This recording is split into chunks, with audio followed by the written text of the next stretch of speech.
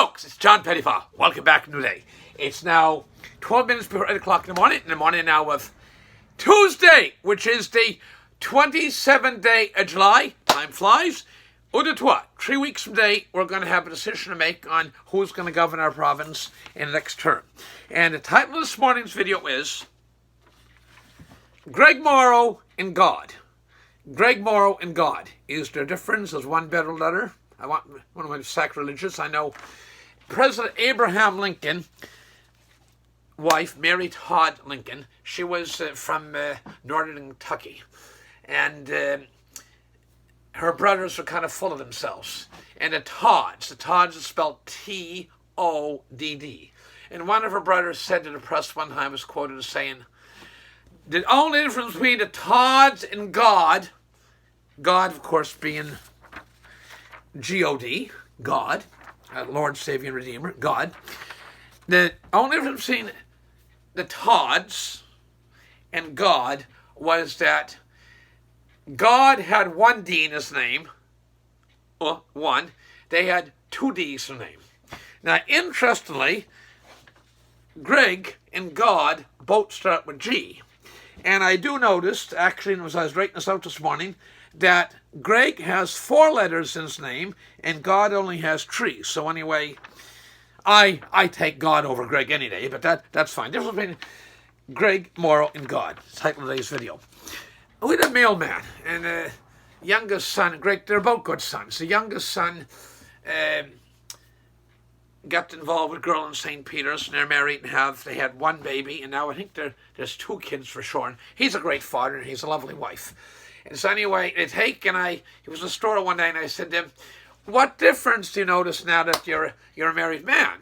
And a young guy looked at me, he was kind of cute. He said, very sincerely said, feel reserved guy, but very sincere. And the little fellow looked at me and said, this is the father now. And he said, well, I can't go where I want when I want to now.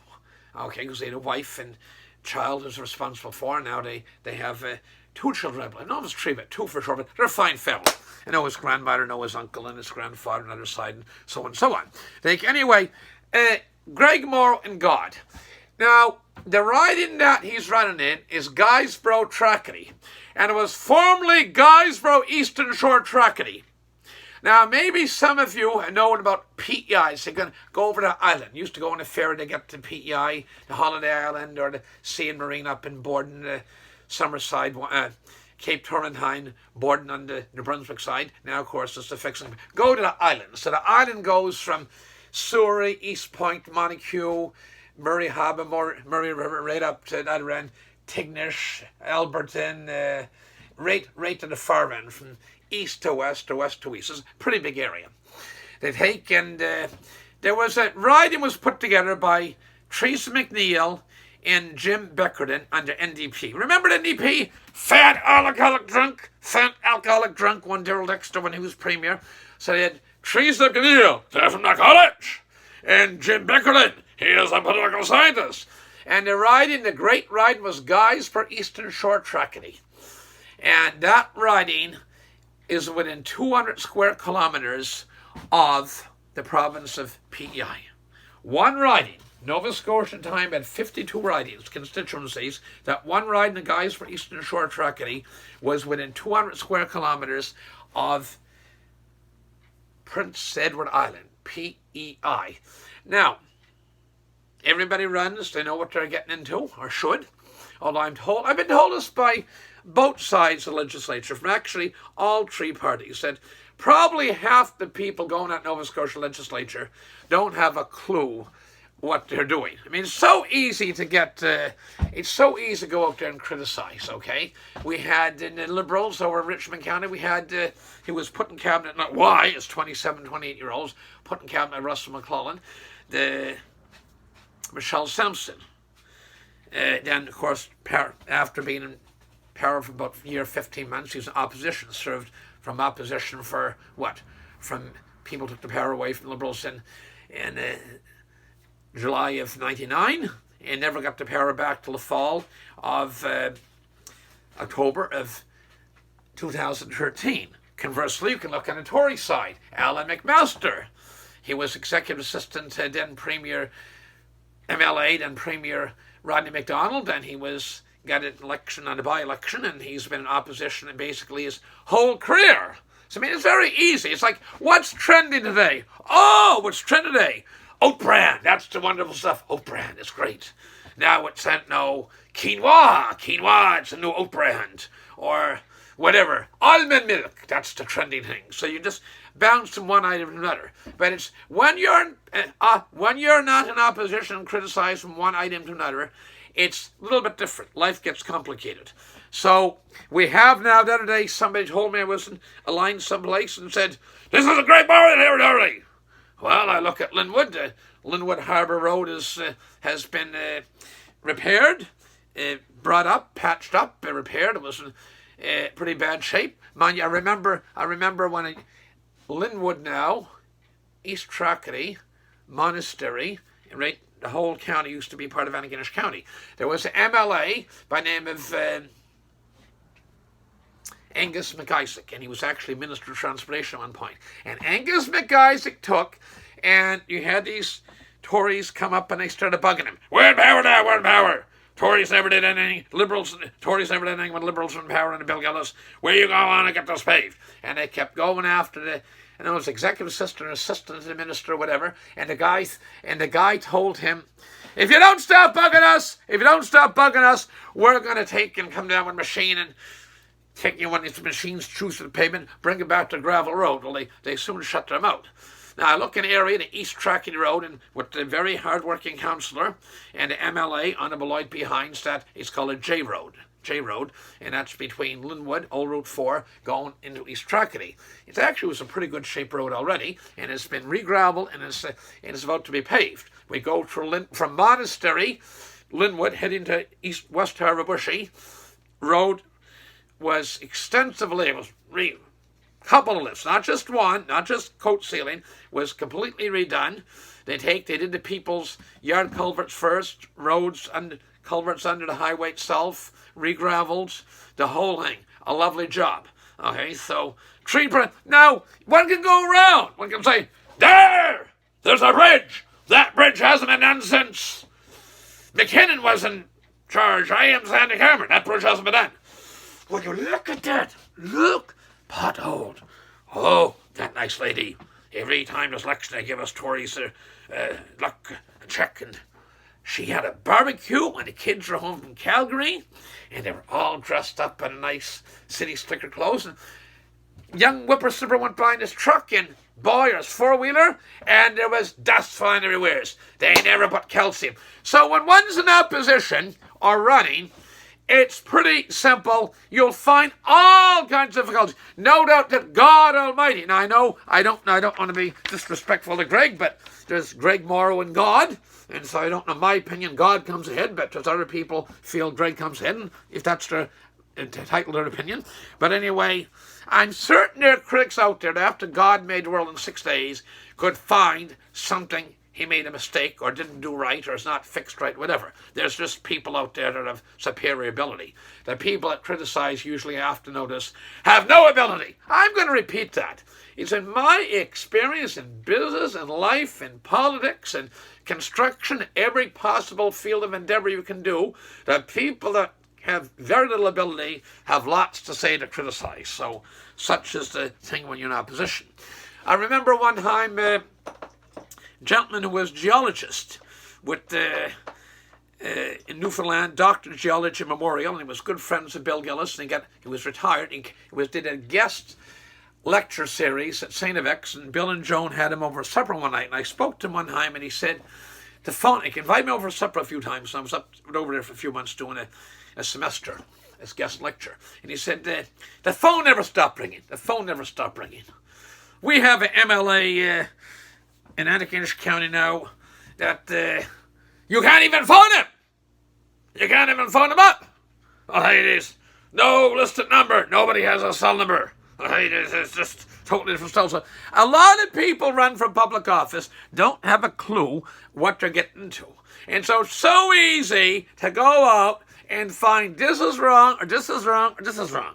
And I'm going to make the comment that this here road, I'm on Old Route 4, and Canadian lines It's later bought by SMT, owned by the Irving family. They were going to stop running the buses from Afton Turnoff down to Harvard Bushy Auld Cove because Route 4 got so bad. And so they take and it was so full of potholes. Okay, you'd have to get on at Monastery or get on at Auld Cove or Roxbury. There's no terminal Auld. Actually, there was. It was Gut Road Strike. You had to take it in Auld Cove or Roxbury. So you wouldn't go off the main road because the road was so bad. And that was under one John Buchanan. And I remember John Buchanan came to the school at Old St. Andrews Junior High School at Loch Harbour Road and said, I'd wish you'd send me a more cooperative member. And he was criticizing Honourable Bill Gillis that said, if you start borrowing for deficit financing for an operating budget, the day will come you'll borrow to buy the groceries. And they called Honourable Bill Gillis Dr. Doom, and they criticized him. And remember, Bill Gillis replied back to that. He said, if we could do something here if you had elected member. And he said, they're telling you that they will take your tax dollar and they'll give you nothing for it.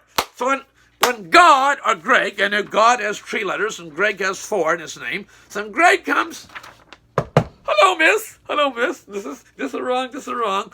It's so easy to find what's wrong.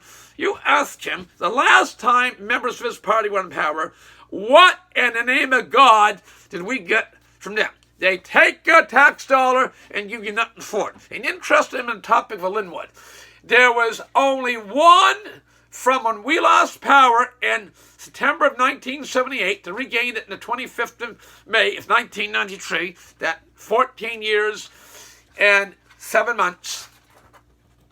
There was one piece of dirt road that went from dirt road to paved road in Antigonish County, which was then the riding of Antigonish Town and County. The county was the constituency. And it's a little piece, interestingly, just beyond Bob McDonald's at Linwood there, by Winifred's Way, old Linwood Schoolhouse used to be, for older people remember, going down from Old Route 4 towards Cape Jack. There was a one little piece, and it happened under George Mooney, who was a Conservative MLA for Kings West, and a very decent gentleman.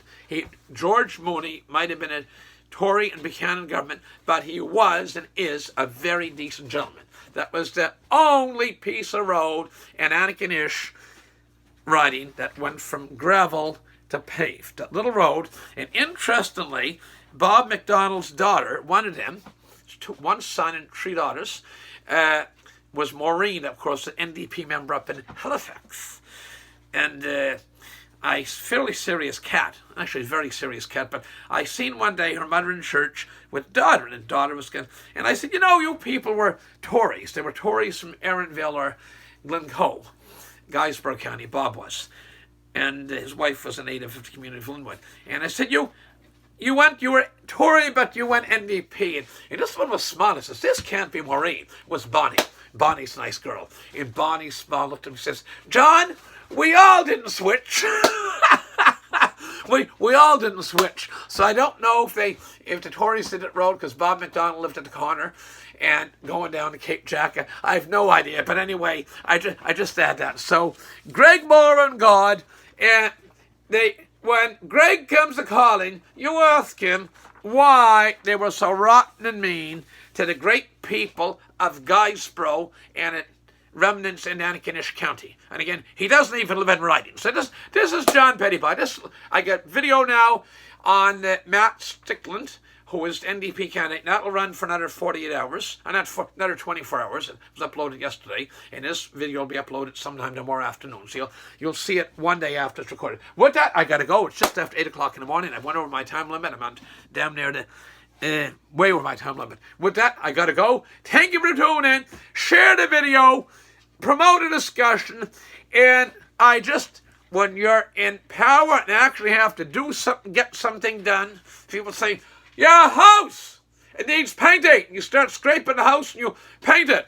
And somebody, you're doing a good job, and say, look at that. The deck's in bad shape. You better fix the deck. Well, if you're in opposition and say, the house needs paint, the deck needs fixing, and the lawn needs mowing, and the flower bed needs weeding. It's, what did Theodore Roosevelt famously say? It's not It's not the critic that counts. It's the man in the boxing ring, in the arena, with blood and sweat and tears. And so it's so easy in life to criticize. And there's been times the Liberals been in opposition and criticized the Tories, and the Tories criticized the Liberals. But the Tories are particularly, they don't say, there's expression I've heard since the time I was a kid, dirty Tories. And the Tories tend to be dirty. There are some nice Tories out there, and there are a few dirty Liberals. They're not all saints either. But there is something very vindictive and dirty about the Tories. So this is the title of today's video, Greg Morrow and God. Greg Morrow and God. With that, I got to go. Thank you very much. And vote! Get out to vote now. The advanced poll stuff is open now. Get out and vote. A lot of complacents out there. Get in and express your